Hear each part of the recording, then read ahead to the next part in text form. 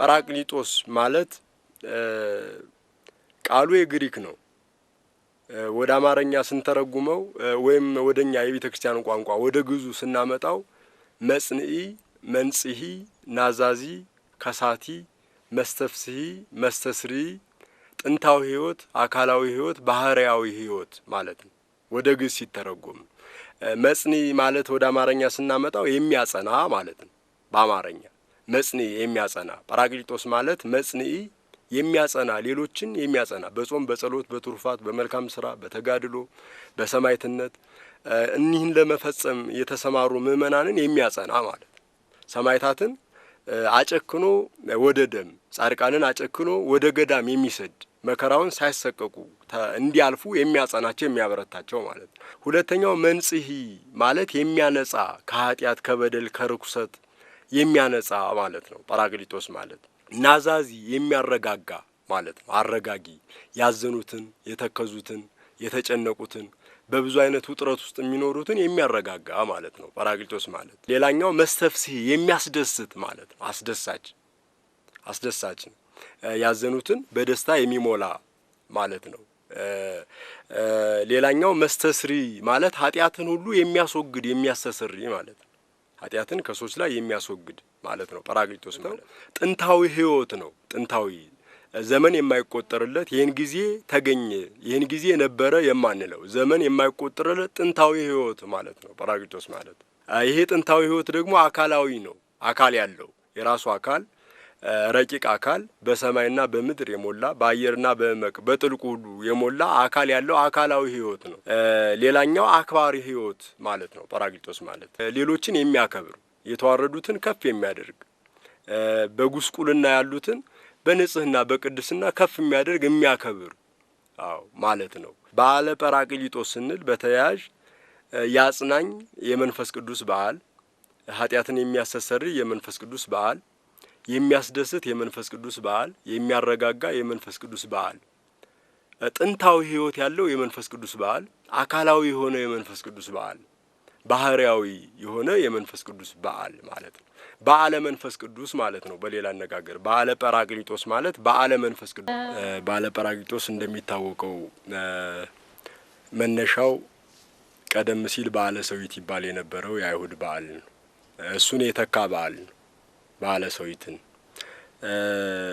ሰዊትን አይሁድ ያከብሩት የነበረው በዓለ ፋሲካን ካከበሩ በኋላ ለተከታታይ 7 ሳምንታትን ቆጥረው በሰባተኛው ሳምንት ማለትም ትንሳኤ በኋላ በ50ኛው ቀን ማለት ነው በዓለ ሰዊትን የሸት በዓል ያከብሩ ነበር ይሄ በዓል በኦሪት ዘሌዋውያን ምዕራፍ 23 ቁጥር 15 ላይ ተጽፎ የምናገኘው ነው ዳር እሸት የሚደርስበት ወቅት ነው እና እሸቱን ወደ ቤተ እግዚአብሔር ይዘው ይመጣሉ ይዘው ከመጡ በኋላ በካህኑ ፊት አቅርበው የሚጠበሰው እየተጠበሰ የሚታሸው እየታሸ በህብረት ይበላል ይሄ ቀዳማያት ይባላል መጀመሪያ የደረሰውን በእግዚአብሔር ፊት ይዞ መቅረብ መስዋዕት አቅርቦ እግዚአብሔርን ማመስገን ይሄን የሰጠን ፈጣሪያችን ብሎ ለማመስገን የሚደረግ በዓል ይሄን የተካ በዓል ነው በዓለ ጰራቅሊጦስ እንደኛ እንደ ኢትዮጵያ ኦርቶዶክስ ተዋሕዶ ቤተክርስቲያን በዓለ ጰራቅሊጦስ ከ9 የጌታችን አበይት በዓላት አንዱ ነው የሐዋርያት ሥራ ምዕራፍ 2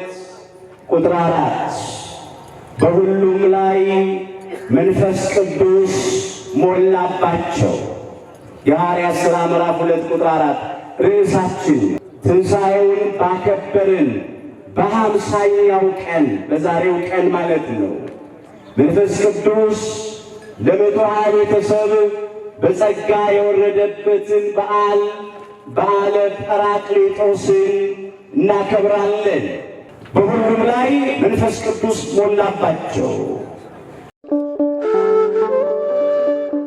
መንፈስ ቅዱስ ከቅድስት ሥላሴ አንዱ አካል ከእግዚአብሔር አብና ከእግዚአብሔር ወልድ ጋር የተካከለ አንድ አምላክ እግዚአብሔር መንፈስ ቅዱስ በስም በአካል በግብር ልዩ ነው በባህሪ በመለኮት በስልጣን በህልውና በአገዛዝ ግን ከእግዚአብሔር አብና ከእግዚአብሔር ወልድ ጋር የተካከለ ነው።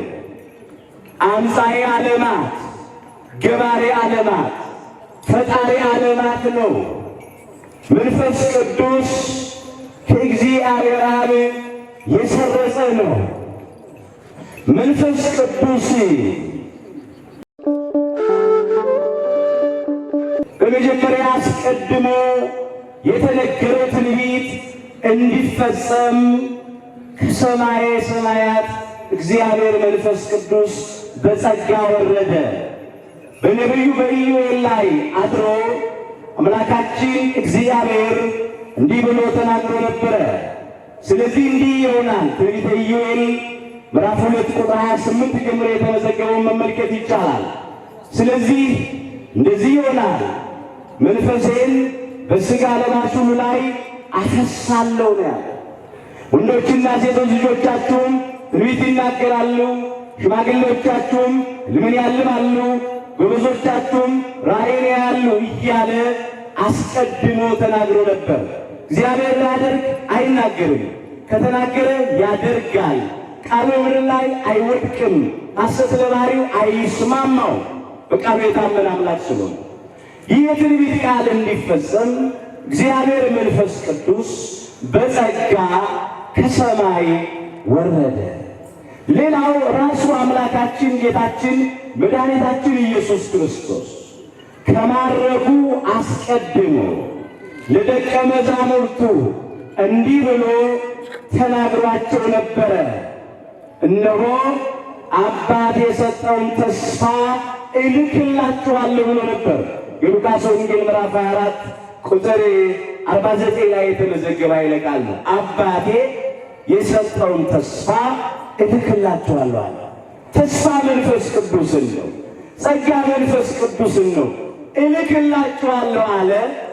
ባረገ በ10ኛው ቀን ከሙታን ተለይቶ በተነሳ በ50ኛው ቀን እንደተናገረው ቃል ጸጋ መንፈስ ቅዱስን ላከላቸው።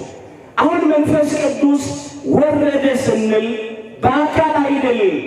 ለእግዚአብሔር መንፈስ ቅዱስ መውረድ፣ መውጣት፣ መቀመጥ፣ መነሳት፣ መሄድ፣ መምጣት የለበትም። እርሱ የሌለበት ቦታ የለም።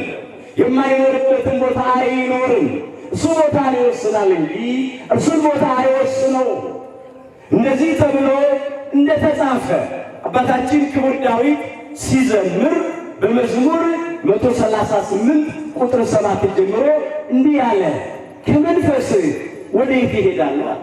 ከፊትስ ወዴት እሸሻለሁ? ወደ ሰማየ ሰማያት ብወጣ አንተ በዚያ አለ፣ በብርሃንነትህ ታበራለህ። ወደ መቀመቃት ወደ ጥልቁ ወደ ሲኦልም በወርድ አንተ በዚያ አለህ፣ በእሳትነትህ ታቃጥላለህ። ወረደ ስንል የወረደው በጸጋ ነው። ይህንን ማስተዋል ያስፈልጋል። በአካል አይደለም፣ በጸጋ ወረደ። በባለ 50 ባለ 50ን በጽሩ ወይም በግሪኩ ባለ ፔንቴኮስቲ ይለዋል። ፔንቴኮስቲ ማለት 50ኛው ቀን ማለት ነው። በባለ 50 መንፈስ ቅዱስ በጸጋ ወረደ። 120 ቤተሰብ፣ 12ቱ ደቀ መዛሙርት፣ 72ቱ አርድእት፣ 36ቱ ቅዱሳት አንስት፣ ቅድስተ ቅዱሳን ድንግል ማርያም ወላዲት አምላክን በመሃላቸው አድርገው ሲጸልዩ ሳሉ በእምነት በተስፋ ደጅ እየጠኑ በትዕግስት እየተጠባበቁ እንደ አንድ ልብ መካሪ እንደ አንድ ቃል ተናጋሪ ሆነው ሳሉ መንፈስ ቅዱስ በጸጋ ከሰማይ ወረደ። በሁሉም ላይ መንፈስ ቅዱስ ሞላባቸው ያለው ይሄንን መንፈስ ቅዱስ ለምንድን ነው? እናንተስ አብ የሚልከውን ተስፋ ጠብቁ፣ አንትሙሰ ነበሩ ሀገረ ኢየሩሳሌም እስከ ተለብሱ ኃይለ ማርያም ብሏቸው ነበር። እናንተስ ሰማያዊ ኃይልን እስከምታገኙ ድረስ በኢየሩሳሌሙ ቆዩ ብሏቸዋል። ለምን? ሐዋርያት መንፈስ ቅዱስን ሳይቀበሉ ጸጋ መንፈስ ቅዱስን ሳያገኙ በዓለም ዳርቻዎች ወደ አሕዛብ ቢሄዱ መጽናት አይችሉም። ቅድም እንዳልኩ ጰራቅሊጦስ ማለት መጽንዒ የሚያጸና ነው ብያለሁ። ያን የሚያጸናቸውን ኃይል ማግኘት ነበረባቸው። በተኩላዎች መካከል እልካችኋለሁ ብሏቸዋል። በተኩላዎች መካከል ነው የሚሰማሩት። በእነዚያ ተኩላዎች በተባሉ አላውያን ነገስታትና አላውያን መኳንንት ፊት ለመሰማራት የሚያጸና መንፈስ ቅዱስ ያስፈልጋቸው ነበር። ስለዚህ ያን ተስፋ መጀመሪያ ሰጥቷቸዋል። እንዲሁ ዝም ብለው መንፈስ ቅዱስን ሳይቀበሉ ወደ ዓለም ዳርቻዎች ቢወጡ ለማስተማር ቢሰለፉ አላውያን ነገስታት ሰይፍ ስለው ጅራፍ አሳይተው ሃይማኖታቸውን ሊያስክዷቸው ይችላሉ። የሚያጸናቸው ስለሌለ ማለት ነው። ያ እንዳይሆን እንዲሁ መንፈስ ቅዱስን ሳይቀበሉ መከራ ጸንቶባቸው ሃይማኖታቸውን እንዳይክዱ፣ ከሃይማኖት እንዳይወጡ፣ ከምግባርም እንዳያፈነግጡ የሚያጸናቸውን መንፈስ ቅዱስን መቀበል ስለነበረባቸው በኢየሩሳሌም ከተማ ቆዩ፣ አባቴ የሚልከውን ተስፋ እስከምትቀበሉ ድረስ ብሏቸዋል። አባቴ የሚልከው ያለው መንፈስ ቅዱስ